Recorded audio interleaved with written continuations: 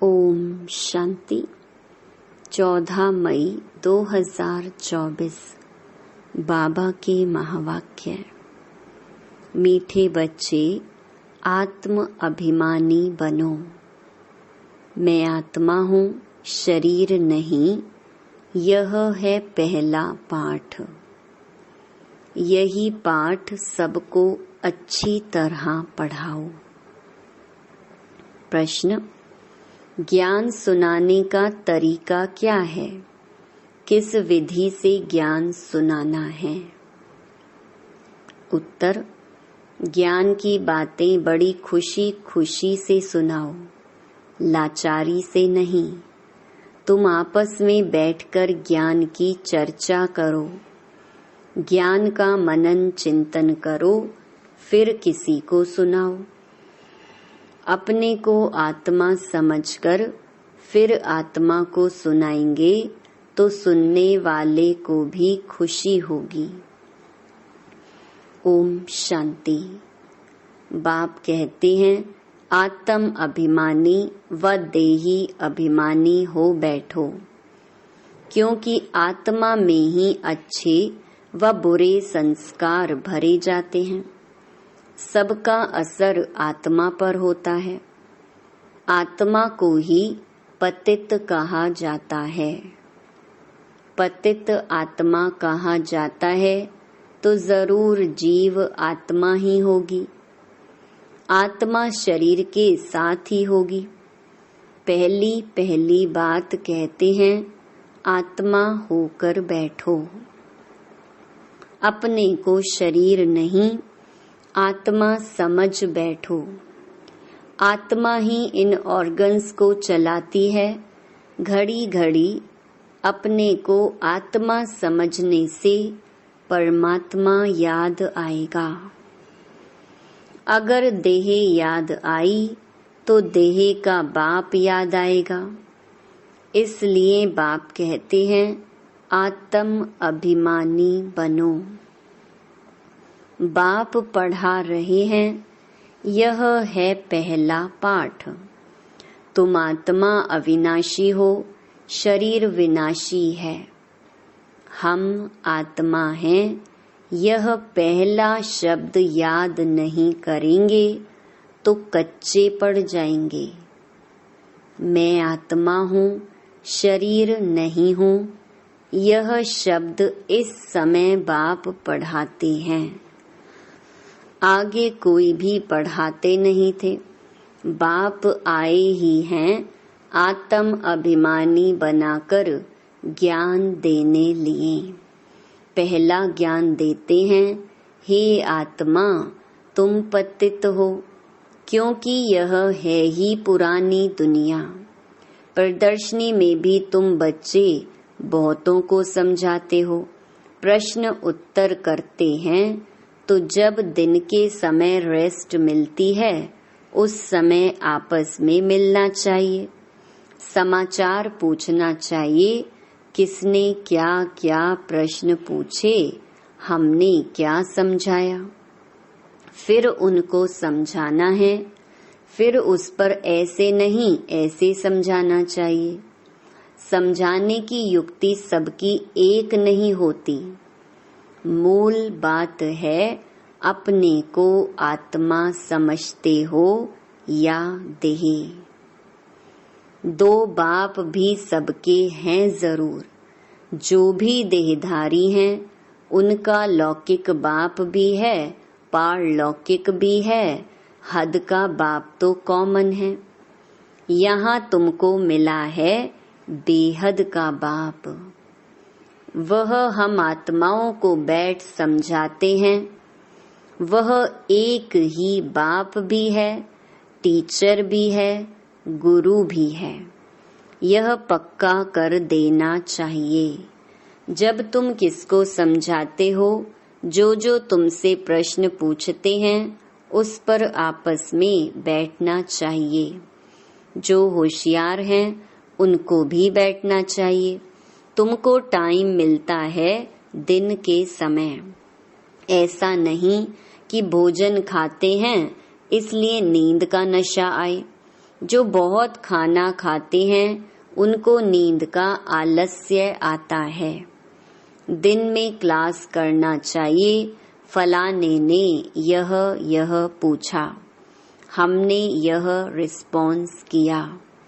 प्रश्न तो भिन्न भिन्न पूछेंगे, उनका रिस्पॉन्स भी चाहिए रियल। देखना चाहिए उनको कशिश में लाया, सेटिस्फाई हुआ, नहीं तो फिर करेक्शन निकालनी चाहिए। जो होशियार हैं उनको भी बैठना चाहिए, ऐसे नहीं खाना खाया जल्दी नींद आए। देवताएं खाना बहुत थोड़ा खाते हैं, क्योंकि खुशी है ना, इसलिए कहा जाता है खुशी जैसी खुराक नहीं। तुम बच्चों को अथाह खुशी होनी चाहिए। ब्राह्मण बनने में बड़ी खुशी है। ब्राह्मण बनते ही तब हैं जब उनको खुशी मिलती है। देवताओं को खुशी है ना, क्योंकि उन्हों के पास धन महल आदि सब कुछ है, तो उन्हों के लिए खुशी ही काफी है। खुशी में खाना भी बहुत थोड़ा सूक्ष्म खाएंगे। यह भी एक कायदा है। जास्ती खाने वाले को जास्ती नींद आएगी। जिसको नींद का नशा होगा वह किसको समझा भी नहीं सकेंगे, जैसे लाचार। यह ज्ञान की बातें तो बड़ी खुशी से सुननी सुनानी चाहिए, समझाने में भी सहज होगा। मूल बात है बाप का परिचय देना। ब्रह्मा को तो कोई जानते नहीं, प्रजापिता ब्रह्मा है, ढेर की ढेर प्रजा है। यह प्रजापिता ब्रह्मा कैसे होगा, इस पर बहुत अच्छी रीति समझाना है। बाप ने समझाया है, इनके बहुत जन्मों के अंत के भी अंत में वानप्रस्थ अवस्था में मैं प्रवेश करता हूँ। नहीं तो रथ कहाँ से आए? रथ गाया हुआ ही शिव बाबा के लिए हैं। रथ में कैसे आते हैं? उसमें मूंझते हैं। रथ तो जरूर चाहिए। श्री कृष्ण तो हो न सके तो जरूर ब्रह्मा द्वारा समझाएंगे। ऊपर से तो नहीं बोलेंगे। ब्रह्मा कहाँ से आया? बाप ने सुनाया है, मैं इनमें प्रवेश करता हूँ जिसने पूरे 84 जन्म लिए हैं। यह खुद नहीं जानते, मैं सुनाता हूँ। श्री कृष्ण को तो रथ की दरकार ही नहीं। श्री कृष्ण कहने से फिर तो भागीरथ गुम हो जाएगा। श्री कृष्ण को भागीरथ नहीं कहा जाता। उनका तो पहला जन्म है प्रिंस का। तो बच्चों को अंदर में विचार सागर मंथन करना चाहिए। यह तो बच्चे जानते हैं, वह बातें तो नहीं हैं जो शास्त्रों में लिख दी हैं। बाकी यह तो ठीक है, विचार सागर मंथन किया हुआ कलश लक्ष्मी को दिया है। उसने फिर औरों को अमृत पिलाया, तब स्वर्ग के गेट खुले। परंतु परमपिता परमात्मा को तो विचार सागर मंथन करने की दरकार ही नहीं। वह तो बीज रूप है, उनमें नॉलेज है, वही जानते हैं। तुम भी जानते थे, अभी यह अच्छी रीति समझाना जरूर है। समझने बिगर देवता पद कैसे पाएंगे? बाप समझाते हैं, आत्माओं को रिफ्रेश करने लिए। बाकी तो कुछ भी जानते नहीं। बाप आकर समझाते हैं, अभी तुम्हारा लंगर भक्ति मार्ग से उठा, अब ज्ञान मार्ग में चला है। बाप कहते हैं, मैं तुमको जो ज्ञान देता हूँ वह प्रायलोप हो जाता है। एक है निराकार, दूसरा है साकारी बाप। समझाया तो बहुत अच्छा जाता है, परंतु माया ऐसी है जो कशिश कर गंध में ले जाती है। पतित बन पड़ते हैं। बाप कहते हैं, बच्चे तुम काम चिता पर चढ़ एकदम कब्रिस्तान में आ गए हो। फिर यहाँ ही परिस्तान होगा जरूर। आधा कल्प परिस्तान चलता है, फिर आधा कल्प कब्रिस्तान चलता है। अभी सब कब्र दाखिल होने हैं। सीढ़ी पर भी अच्छी रीति समझा सकते हो। यह है ही पतित राज्य, इसका विनाश जरूर होना है। इस धरनी पर अभी कब्रिस्तान है, फिर यही धरनी चेंज हो जाएगी, अर्थात आयरन एजिड से गोल्डन एजिड दुनिया होगी। फिर 2 कला कम होंगी। तत्वों की भी कला कम होती जाती है, तो फिर उपद्रव मचाते हैं। तुम सभी को अच्छी रीति समझाते हो, अगर नहीं समझते तो गोया कौड़ी मिसल है, कोई वैल्यू नहीं है। यह वैल्यू तो बाप बैठ बतलाते हैं। गाया भी जाता है, हीरे जैसा जन्म। तुम भी पहले बाप को नहीं जानते थे, तुम कौड़ी जैसे थे। अभी बाप आकर हीरे जैसा बनाते हैं। बाप से ही हीरे जैसा जन्म मिलता है, फिर कौड़ी जैसे क्यों बन पड़ते हो? तुम ईश्वरीय संतान हो ना। गायन भी है, आत्माएं परमात्मा अलग रहे बहुकाल। जब वहाँ शांति धाम में है तो उस मिलन में कोई फायदा नहीं होता। वह तो सिर्फ पवित्रता व शांति का स्थान है। यहाँ तो तुम जीवात्माएं हो और परमात्मा बाप उनको अपना शरीर नहीं है। वह शरीर धारण कर तुम बच्चों को पढ़ाते हैं। तुम बाप को जानते हो और कहते हो बाबा। बाप कहेंगे ओ बेटे। लौकिक बाप भी कहेगा ना, हे बाल बच्चे आओ तो तुमको टोली खिलाऊं, झट सब भागेंगे। यह बाप भी कहते हैं, बच्चे आओ तो तुमको वैकुंठ का मालिक बनाऊं, तो जरूर सब भागेंगे।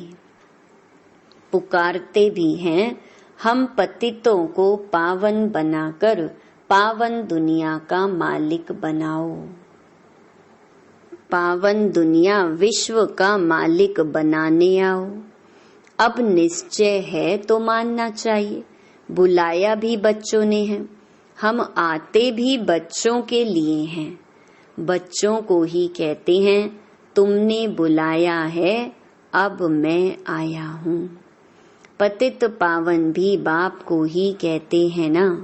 गंगा आदि के पानी से तुम पावन बन नहीं सकते।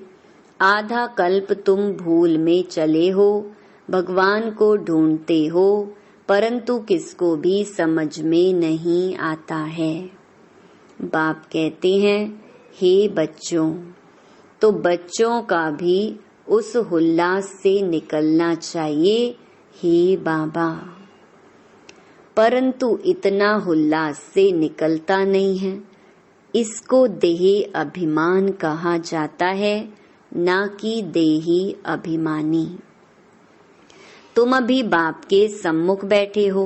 बेहद के बाप को याद करने से बेहद की बादशाही भी जरूर याद आएगी। ऐसे बाप को कितना प्यार से रिस्पॉन्स करना चाहिए।